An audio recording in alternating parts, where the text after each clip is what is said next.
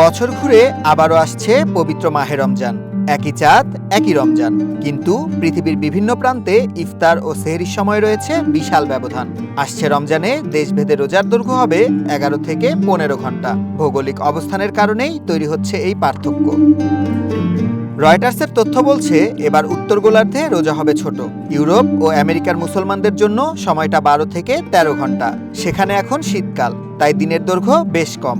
মজার বিষয় হলো 2031 সাল পর্যন্ত এই সময় আরও কমতে থাকবে। উল্টো চিত্র দেখা যাচ্ছে দক্ষিণ গোলার্ধে। নিউজিল্যান্ড, চিলি এবং সাউথ আফ্রিকায় এবার রোজা হবে দীর্ঘ। সেখানে সিয়াম সাধনার সময় হবে 14 থেকে 15 ঘন্টা। হিজরি ক্যালেন্ডার সৌর বছরের চেয়ে ছোট, তাই প্রতি বছর রমজান 10 থেকে 12 দিন এগিয়ে আসে। আর এই চক্রাকার পরিবর্তনের কারণেই 2030 সালে আমরা বছরে দুবার রমজান পেতে যাচ্ছি। প্রথমটি 5 জানুয়ারি এবং দ্বিতীয়টি 26শে ডিসেম্বর শুরু হবে।